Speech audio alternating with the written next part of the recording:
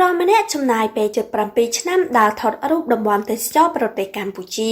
រូបថតដែលបង្ហាញពីភាពស្រស់ត្រកាលនៃតំបន់ព្រៃកង្កែបអារ៉ែងឈីផាត់កោះកុងក្រៅកោះស្រឡៅ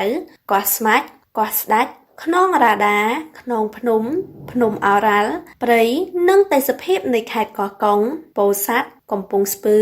រតនគិរីមណ្ឌលគិរីក្រចេះស្ទឹងត្រែងនិងទេសភាពតំបន់មួយចំនួនផ្សេងទៀតនៅកម្ពុជាឧបត្ថម្ភកម្មវិធីដោយអេស៊ីលីដាប្រជាធនាគារដែលលោកអ្នកជឿទុកចិត្តដែលទាំងនេះគឺជាតំបន់ដែលទាក់ទាញអារម្មណ៍លោកឡាម៉ូ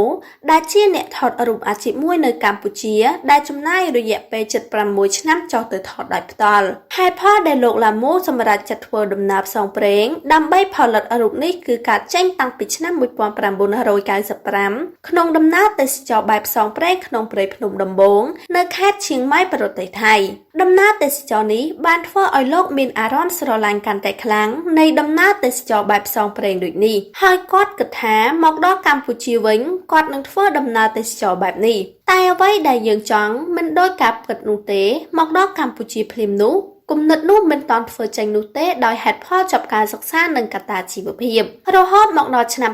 2014ទើបគម្រោងមួយនេះបានចាប់ផ្ដើមហើយដំណើរផ្សងព្រេងរបស់លោកដំបូងគេនៅកម្ពុជាក្នុងឆ្នាំ2014នោះគឺធ្វើដំណើរទៅកាន់ព្រៃកង្កែបតំបន់អារ៉ែងខេត្តកោះកុងគោលបំណងដ៏ធំរបស់លោកក្នុងការធ្វើបែបនេះគឺចង់ផ្សព្វផ្សាយពីធនធានធម្មជាតិតំបន់ដែលមានសក្តានុពលទេសចរ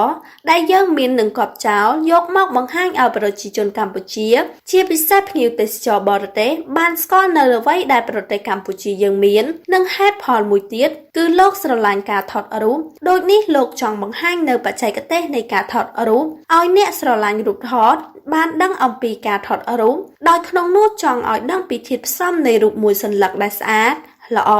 និងទាមទារឲ្យអ្នកត្រូវដឹងនិងយល់អំពីពេលវេលាភាពអំណត់អត់ធន់ការព្យាយាមនិងដើម្បីរកភាពទាក់ទាញរបស់រូបនោះ